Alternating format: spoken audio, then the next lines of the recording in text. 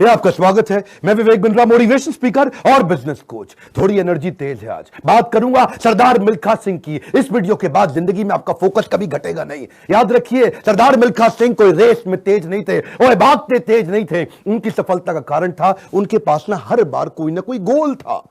पहली बार सरदार मिल्खा सिंह क्यों जीते? इसलिए नहीं जीते कि भागते तेज थे, इसलिए जीते क्योंकि उनको दूध का गिलास चाहिए था। कोच बोला उनको, ओए फटीग माफ हो जाएगा और एक्स्ट्रा डाइट के लिए बड़ा गिलास दूध का मिलेगा। रेस में भाग नहीं पा रहे थे, पेट में दर्द हो गया, नीचे गिर गए। दोस्त बोला, ओए भागो और दूध मिलेगा। और दूध दूध दूध दूध दूध दूध दूध दूध दूध दिमाग में ना एक क्लियर फोकस आ गया था। ये फोकस बड़ी कमाल की चीज है जी। फटीग छोड़ तरने दूध मिलेगा, दूध। जिधर आपका फोकस है आप वही बन जाते हैं। जहां आप फोकस करते हैं, जैसा focus is your life. Bill Gates बोलते थे, मेरी सफलता का कारण क्या है? मैंने बड़ी कम चीजों पे फोकस किया। और उसके बाद दूसरी बार रेस इसलिए नहीं जीते कि भागने में तेज थे, इसलिए जीते क्योंकि उनको इंडिया की जैकेट पहननी थी। फितूर सवार हो गया दिमाग में, इंडिया की जैकेट पहनूंगा। और जी मैं इंडिया की जैकेट पहनूंगा। चैंपियन मिल्खा सिंह हाजिर हो। थप्पड़ खाया इस चक्कर में, बेइज्जती सही इस चक्कर में, बाद में कई लोगों ने उनको पीटा भी, घपाव में घाव हो गए। सबने मना किया, रेस में मत भाग, लेकिन इंडिया की जैकेट, इंडिया की जैकेट। दिमाग में फितूर सवार हो गया, इंडिया की जैकेट चाहिए। त्रासदी ये नहीं कि आप गोल अचीव नहीं कर पाए, आपसे बात कर रहा हूं। आपकी जिंदगी की त्रासदी ये नहीं है कि आप गोल नहीं अचीव कर पाए। आपकी जिंदगी की त्रासदी तो यह कि आप कभी गोल ही नहीं बना पाए। सरदार मिल्खा सिंह हर बार जीते थे क्योंकि दिमाग में गोल क्लियर हो गया था। तीसरी बार फिर रेस कब जीते वो जानते हैं? पाकिस्तान में हरा करके आए थे रेस वो। वो क्यों जीते जानते हैं? 45.9 का गोल उनके कोच ने उनको लिख के दे दिया था। उसके बाद ऑस्ट्रेलिया में क्योंकि बेइज्जती करा के आए थे, वहां हार गए थे वो रेस में। उस हार के बाद 45.9 दिमाग में छाप लिया। कोच ने कागज पे लिख के दे दिया एयर इंडिया के 45.9। गुरु नानक देव जी के नीचे चरणों में लिख के रख दिया 45.9। अब कुछ नहीं दिख रहा आसपास। और क्या हो रहा है आसपास? पहाड़ों पे गए प्रैक्टिस करने के लिए, वो प्रैक्टिस करी। कोच ने पीट पीट के प्रैक्टिस कराई। लेट गया नीचे, खून निकल आया मुंह से, भाग भाग के उठ नहीं सकता था। सरदार मिल्खा सिंह का कोच बोला, वापस कर मेरे को, अब मुझे वो पेपर वापस चाहिए। I want that paper back। फिर खड़ा हुआ, तू है आग मिल्खा, भाग मिल्खा।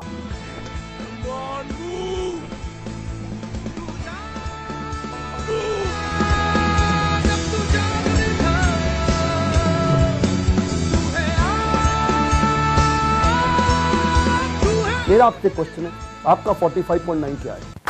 इस वीडियो को ऐसे नहीं सुनना, लिखो, अभी लिखो। ये आपसे बोल रहा हूं, आपसे। फायदा नहीं, क्यों टाइम वेस्ट कर रहे हो अपना? अगर अपना 45.9 डिसाइड नहीं किया, मेरा अपना डिसाइड हो चुका है, मैं कर चुका हूं। आपसे पूछ रहा हूं, कैसे अरुणिमा सिन्हा माउंट एवरेस्ट पार कर गई? 8848 की हाइट उसको पार करनी थी। इसका 45.9 सेकंड क्लियर था। आपका गोल क्या है? हर बार वो रेस ऐसे ही जीता। पाकिस्तान में भी जब रेस हरा के आया ना, तो उसके मन में लक्ष्य था कि मेरे नाम पे एक दिन देश में छुट्टी होनी चाहिए। अपनी गर्लफ्रेंड को प्रॉमिस किया था उसने।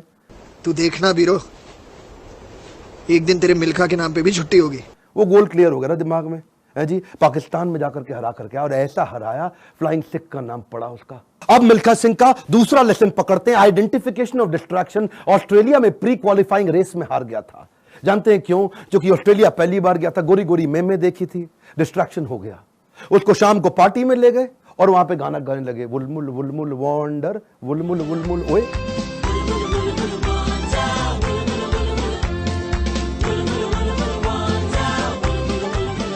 पूरा म्यूजिक में दिमाग घूम गया, बियर पे बियर चले चले जा रही है। प्री क्वालिफाइंग रेस के अंदर हार गया, डिस्ट्रैक्शन पकड़ में आया उसको। एक बात बताएं, डिस्ट्रैक्शन और डायरेक्शन इनवर्सली प्रोपोर्शनेट हैं। जब डायरेक्शन तेज होगा, डिस्ट्रैक्शन खत्म हो जाएगा। जब डायरेक्शन खत्म होगा, डिस्ट्रैक्शन ज्यादा हो जाएगा। डिस्ट्रैक्शन हटाने के लिए डायरेक्शन क्लियर चाहिए। मिल्खा सिंह समझ गया, एक बात उसको क्लियर हो गई, जिस चीज को ना बोलना है तो ना बोलना है। गोल क्लियर होना चाहिए, पहला point. One more time, come on. क्या? उसके बाद वापस आया और उनके अपने देश की बड़ी खूबसूरत देवी जी उनके पास फिर से आई थी स्विमिंग पूल में, और बड़ी मुस्कुराते हुए आई उनके पास। देखा नहीं उनकी तरफ, क्या बोले? जी आपकी गलती नहीं है, दिक्कत मेरी है जी, मैं डिस्ट्रैक्ट हो जाता हूं, धन्यवाद जी। हाँ, और देवी जी को प्रणाम करके निकल गए वहां से मिल्खा सिंह। क्यों जानते हैं? Identification of distraction. आपकी जिंदगी का डिस्ट्रैक्शन आज आइडेंटिफाई करो।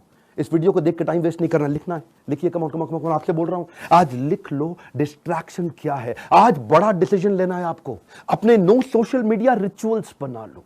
सोशल मीडिया कितना यूज करना है वो आप पहले ही डिसाइड कर लो। एक ट्वीट, एक ईमेल, एक नोटिफिकेशन, एक शेयर चैट, एक टिकटॉक का गाना, ऐसा ऐसा करके। पिछली बारी बताया था ना आपको नेपाल वाले वीडियो में, तेरी प्यारी प्यारी अखियां,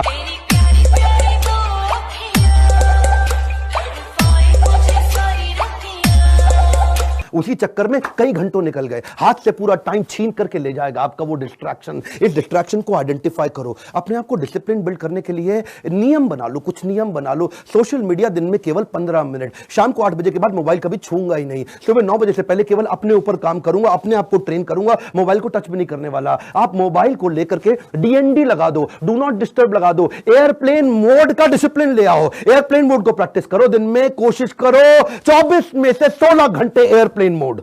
अगर इस प्रकार की प्रैक्टिस बिल्ड कर ली, आ जाएगा कम समाधि का फोकस। आज मिल्खा सिंह ने यही किया, डिस्ट्रैक्शन आइडेंटिफाई किए, किसी को डिस्ट्रैक्ट नहीं करने दिया। फाइनल रेस से पहले पाकिस्तान में सामने वाले का कोच बोला, मिल्खा सिंह तुम्हारी आखिरी रेस साबित हो सकती है।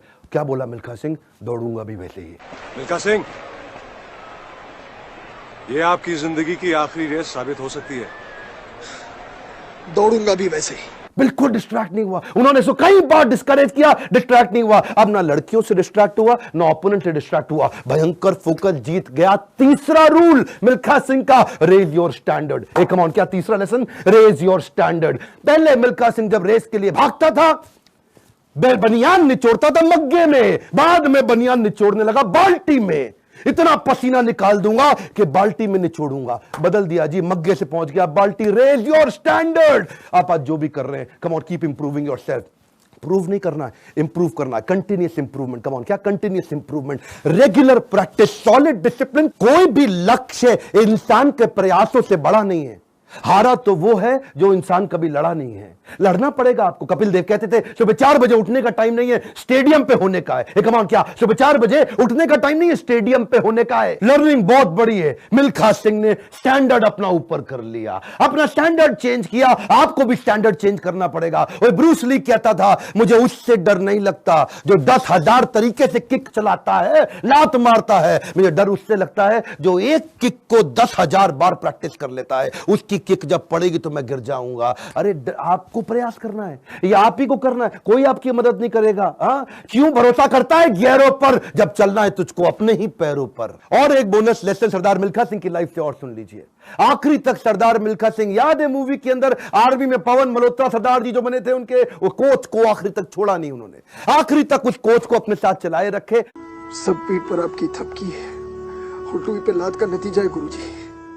कोच, मेंटर, गाइड, काउंसलर जिंदगी में बड़े इंपॉर्टेंट है। हमेशा बोलते रहे सरदार मिल्खा सिंह, और मैं 80 में 77 रेसे जीत गया, लेकिन सारा क्रेडिट दूंगा अपने कोच को और इंडियन आर्मी को जिसने मेरे को बंदा बनाया है। बड़ा इंपॉर्टेंट है जी लाइफ के अंदर, कौन सा कोच और कौन सा काउंसलर जो आपको सिखाता है, जिससे आप सीखते हैं।